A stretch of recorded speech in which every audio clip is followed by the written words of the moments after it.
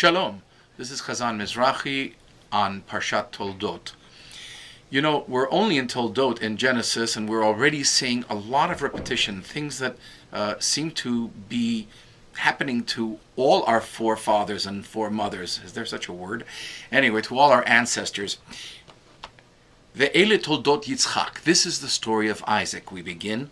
Isaac marries the extremely beautiful Rivkah when he's 40 years old, and from there, the Parsha goes on to paraphrase events that happened to both Abraham and Sarah, as well as Isaac and Rebekah and their children. It's a difficult story, full of dirty laundry hanging on the line for anyone to read.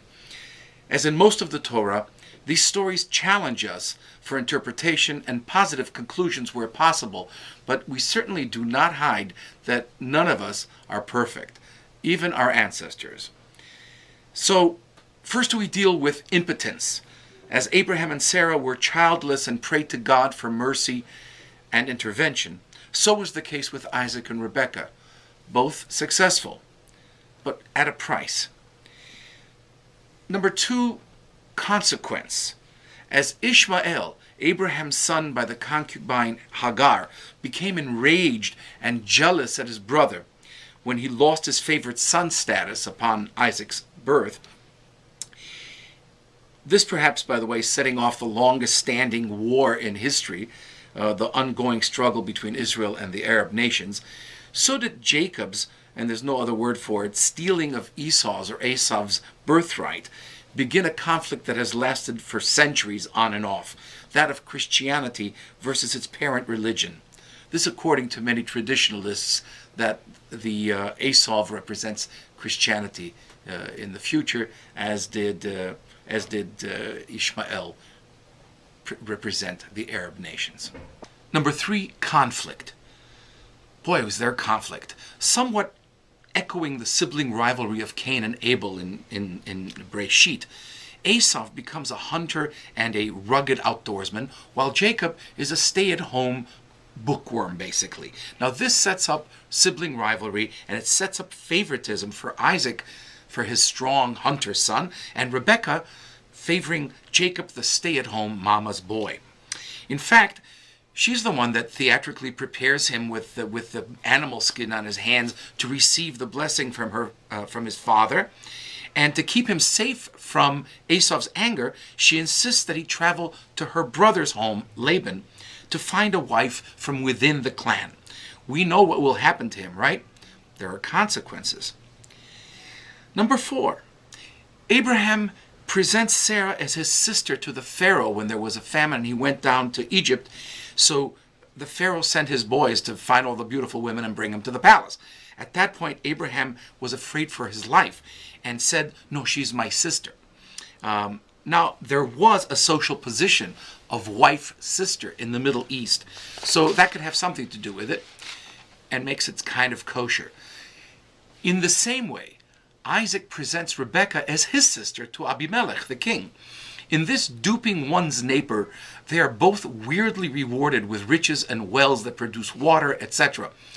I can only assume this was considered a sacrifice made by the men, although the real victims, I feel, were the wives and the duped royals.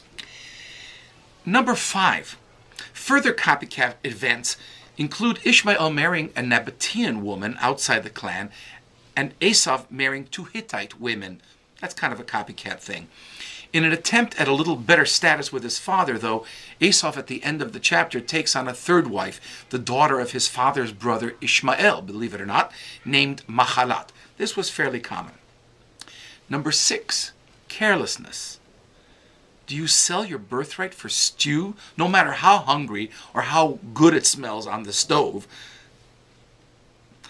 Do you bless the wrong son while suspecting that something is not quite right? Remember, Isaac said, well, the voice is somewhat like the voice of Jacob, but the hands are Esau, so I'll just bless you.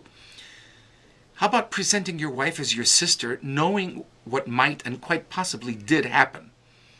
There's a lot of carelessness here. Number seven, resolution. In both the cases of Yitzchak and Ishmael and this week's Yaakov and Esau, the brothers at least temporarily reconcile their differences. It feels too much like a Hollywood production, unless one follows history throughout the ages, when we see the follow-up. Many commentators liken the reconciliation of Jacob and Esau as an example for Jewish-Christian dialogue. One would hope so. I find Parshat Toldot a minefield for thought and introspection. Trickery and conflict, dysfunctional families, uneasy peace. Do we not see their mirror images in our time? However one digests the information in the Torah, it is an excellent place to find questions and answers about the human condition. Tzei ulamad, let us continue to study and reflect upon the lessons to be learned as we look to the ever uncertain future. Shabbat Shalom.